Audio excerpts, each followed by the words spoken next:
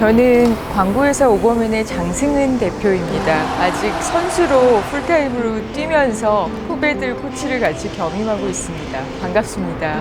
큰 상을 받은 것은 아니어서 약간의 미련은 남습니다만 의미를 크게 생각하는 면은 대기업 인하우스 에이전시들은 광고제 출품을 위한 팀도 따로 있고 기획을 이제 그 출품의 가이드에 맞춰서 제작하는 경우가 되게 많습니다. 근데 저희는 굉장히 순수하게 그 문제 해결 솔루션을 가지고 세계 인정을 받았다는 점이 굉장히 감사하고 또 감격스러웠습니다. Save the Children이라는 비영리 재단의 캠페인이었어요. 캠페인 타이틀은 그리다 100가지 말상처라는 캠페인이었고요. 경쟁 PT 아이디어였는데 Save the Children이 올해로 100주년이거든요. 100주년을 맞아서 유니세프나 초록우산 어린이재단보다 인지도가 좀 많이 뒤처져서 폭넓은 대중에게 좀 존재감을 알리려는 캠페인을 준비를 하고 계셨고, 아이가 보통 부모의 소유물로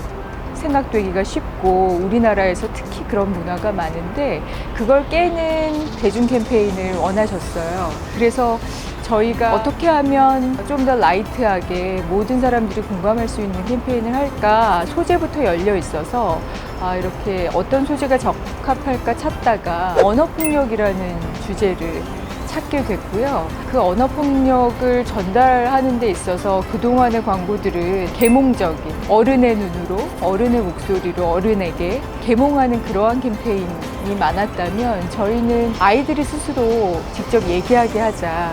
근데 아이들이 뭐 표현이 서투니까 그림으로 그 상처를 말하게 하자라고 해서 아이들이 297명이 직접 100가지 그 상처받는 말, 그건 이제 아동심리학자들께서 같이 저희와 정하셨고요. 그 말들 중에서 상처받은 말을 골라서 그때의 감정이 어땠는지를 그림으로 표현을 했습니다. 그래서 그 그림들을 온라인에서도 전시를 하고 오프라인에서도 전시를 했어요. 높은 평가를 받았던 것은 결국에는 아이들의 그림이었던 것 같아요. 그러니까 제가 크리에이티브 디렉터가 아니라 아이들이 크리에이티브 디렉터였고 아트 디렉터였고 자신의 얘기를 순수한 그 어떤 창작의 표현의 힘으로 그걸 구현을 해냈고, 그것들이 언어와 문화의 장벽을 넘어서 전 세계의 사람들의 마음을 움직였던 것 같습니다. 그래서 사실 우리나라가 세계 광고제를 공략하기가 되게 쉽지 않은 이유 중에 하나는 버벌 랭귀지의 차이 때문이기도 한데요. 비주얼 랭귀지라는 인류 공통어였기 때문에 더 높은 평가를 받았던 것 같고, 그거보다 더 우선적으로는 그걸로 인해서 사람들이 진짜 아이들도 어른과 똑같이 느끼는구나. 그들이 표현이 서툴러서 그 상처를 얘기하지 않을 뿐이지 속으로는 진짜 되게 곪고 있었구나. 굉장히 슬픔이 많았구나. 조심해야 되겠다라는 인식도 바뀌고 행동도 바뀌는 그런 점을 높이 평가했던 것 같고요. 저희 회사가 지향하는 것도, 늘 하고자 하는 것도 사실 사람들을 움직이는 일이거든요. 사람들을 움직여서 가치 있는 기업의 제품을 사게도 하고 그런 제품의 가치를 제대로 좀 인식하게도 하는 일을 한다고 하면 이렇게 때로는 사회의 문제에 대해서 조금 다르게 생각할 수 있게 그렇게 바꿔주는 것, 마음을 바꿔주고 행동을 바꿔주는 것, 결국 다 같은 맥락이라고 여겨지고요. 그렇게 사람들을 움직이는 일을 오버맨이 사실은 제일 잘한다고 자부하고 있습니다. 네, 맞습니다. 그동안에는 역사가 굉장히 오래된 HSA드라든가 TBWA 제일기획 등이 받았었는데 저희는 올해 창립 4년 됐거든요. 그래서 좀 많이 이변이다 라는 얘기를 듣고 있습니다.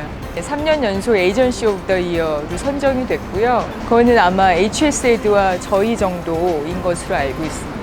그 기자님도 이제 하루를 보내면서 사람들을 많이 만나시고 기억에 남는 사람도 있고 안 남는 사람도 있을 거잖아요.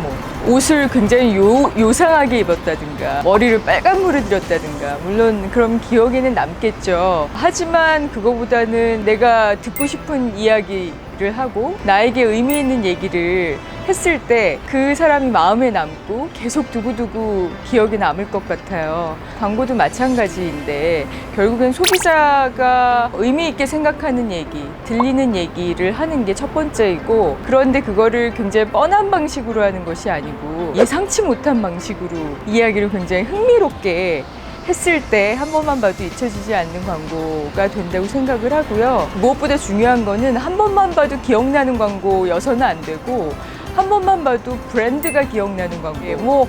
굉장히 그런 거 본 것 같아. 근데 이게 무슨 브랜드인지 기억을 못하면 이 기능을 못한 거잖아요. 언제나 그 귀결은 브랜드로 돼야 한다라는 거. 그게 가장 중요한 것 같습니다.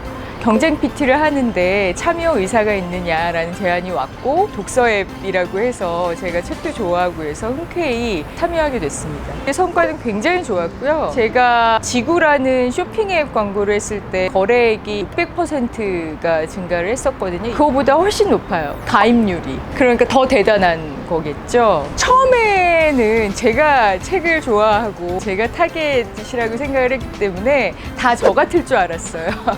그런데 역시나 오류에 빠지면 안 된다라는 생각에 저희는 조사를 굉장히 철저하게 하는 편이거든요. 그런데 조사를 하는 과정에서 요즘 세대들은 굉장히 책을 소비하는 방식도 다양하구나. 그러니까 저희는 그냥 책을 이렇게 정독을 하잖아요. 종이책이든 이북이든 간에. 근데 그들은 그냥 네이버 같은 데서 예를 들면 요약된 스토리를 그냥 읽었어요. 그것도 그냥 책을 읽은 거예요. 예를 들면 아니면 유튜브에서 영화 읽어주는 그런 유튜버들 많듯이 책을 읽어주는 유튜버들이 읽어주는 그냥 그 영상을 하나 봐도 독서를 한 거예요. 그렇게 다양한 형식으로 소비를 하고 있다는 것도 새로웠고, 너무 놀라웠던 거는 OECD 국가들 독서율 중에 우리나라가 최저를 기록했어요. 2017년에.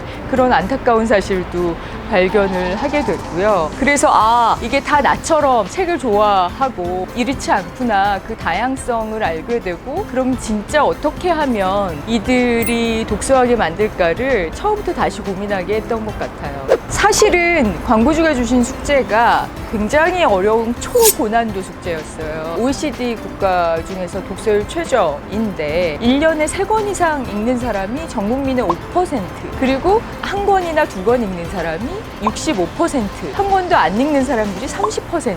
이거는 어떻게 보면 시장성이 없다는 얘기나 똑같은 거거든요. 가입자 수가 굉장히 많이 늘어나기를 바라셨어요. 그래서 인지도를 높이는 숙제뿐만 아니라 실제 구독자가 높아져야 이게 ROI가 있잖아요. 스타트업이 굉장히 어떻게 보면 기성기업이 아닌데 큰 예산을 쓰시는 건데 돌아오는 게 반드시 있어야 돼서 그게 되게 어렵죠. 이거는 그냥 다운받고 끝나는 게 아니라 내가 돈을 내야 된다는 그 허들이 굉장히 크기 때문에 일반적인 앱 광고랑 다르거든요. 세상에 수많은 앱 광고가 있지만 굉장히 어려운 숙제였고, 넷플릭스나 멜론 같은 거는 굉장히 많이 소비를 하잖아요. 접근하기 쉽고, 책은 그렇지는 않으니까 이걸 어떻게 넘어야 되지? 그런 되게 어려운 숙제가 있었습니다. 일단은 5%를 잡아야 되겠다라고 생각을 했어요. 책에 관심이 있고 이러저러한 이유로 좀 덜 읽게 되는 거를 해결해 주는 그런 앱으로 처음에 갔으면 좋겠다 라고 이제 계속 설득을 했죠. 그래서 처음에는 어찌됐든 책을 좋아하는 사람들한테 어필을 해야 된다. 어떻게 하면 책을 좋아하는 사람들이 끌리는 그런 캠페인을 만들까? 그 관점에서 모든 걸 다 짰어요. 모델이라든가 아이디어라든가 어떻게 하면 심리를 파고들고 그 스윗스팟을 정확하게 찌르지? 그래서 생각을 한 끝에 마음속에 다 읽어야 할 그 리스트들이 있잖아요. 예를 들면 저는 그 당시에 사피엔스 그 두꺼워가지고 막 3달 동안 그 집 책장에 놓여 있는데 하도 바쁘니까 읽다 말고 하는데 이 핸드폰으로 틈틈이 읽으면 금세 읽을 수 있겠더라고요. 그래서 그런 모든 책들이 다 있는데 리스트들이 그게 찌질 역할을 할 수 있지 않을까? 그래서 뭐 라면 광고 보면은 그냥 맛있게 먹으면 먹고 싶게 만드는 게 음식 광고에서 어떤 시즐의 역할이듯이 뭔가 이렇게 끌리는 책 이름들 자체가 시즐이 될 수 있겠다 그래서 역사의 역사라든가 사피엔스, 그 당시에 사람들이 책 좋아하는 사람들이 끌려 할 만한 것과 고전과 이런 것들을 섞어서 이제 배틀의 이름으로 활용을 했고, 또 하나는 사람들이 되게 과시욕이 있어요. 그 지적 과시욕이 있잖아요. 그래서 꼭 인스타 같은 데 올리세요. 보면 나 지금 이런 책 읽고 있어요. 그리고 굉장히 많아요. 북스타그램, 지금 읽는 책, 요것만 잠깐 쳐보셔도 사람들이 올려놓은 그 책 사진이 되게 많거든요. 그래서 이런 과시욕? 그러면은 그 뭔가 이 과시를 하는 그런 포맷이 있으면 좋겠다. 그래, 독서 배틀이라는 포맷을 짜보자. 어떤 사람과 어떤 사람이 하면 좋을까? 책 좀 읽을 것 같은 사람 이어야 이게 공감이 가고 선망도 되고, 그래, 나도 저런 사람, 그래, 나랑 되게 비슷한 사람이네 라고 동일시를 하고 싶을 거 아니에요. 그런 식으로 이제 다 짰죠. 그때 미스터 선샤인이 한참 이제 방영 중이었었어요. 그래서 그 미스터 선샤인에서 보면 이병헌 씨, 김태리 씨 케미도 더할 나위 없이 너무 좋았지만, 그 이병헌 씨와 유연석 씨와 변요한 씨의 브로맨스, 남자들끼리의 케미가 참 재밌었단 말이죠. 굉장히 끌리는 부분이었고, 결국엔 남자 페어로 하게 된 거예요. 근데 이제 변요한 씨가 이미지상 배틀의 그 맛이 조금 더 살 것 같았어요. 치고받는 느낌이랄까, 조금 더 재밌는 캐릭터였잖아요. 그래서 약간 능청스러운, 그래서 캐스팅을 하게 됐습니다. 뉴 오리진이라는 브랜드의 캠페인이에요. 뷰티 브랜드 런칭을 했거든요. 원래 건강기능식품으로 작년에 런칭을 한 유한양행의 라이프스타일 브랜드예요. 근데 이제 뷰티 카테고리 런칭은 저희가 비딩을 통해서 선정이 돼서 하게 됐고, 브랜드 PR 광고와 실제 제품 광고, 사슴유로 만든 디어리스트 광고를 함께 집행을 하게 됐는데, 그것도 성과가 지금 뭐 광고 틀자마자 다음 날부터 검색량이 열 몇 배 정도 치솟고, 판매량도 그 뉴오리진의 품목 중에서 가장 높은 판매를 기록 중이고요. 광고 자체도 의식 있는 타겟을 대상으로 했어요. 왜냐하면 의식 있는 브랜드거든요. 모든 먹을 거리, 바를 거리, 입을 거리, 이런 식의 우리 생활에 필요한 제품들이 제대로 하고 있는가, 처음부터 다시 검토해서 그 오리진을 다시 쓰겠다 라는 굉장히 바르고 진정성 있는 브랜드예요. 그래서 브랜드 저널리즘을 컨셉으로 해서 저희가 광고를 하고 있습니다.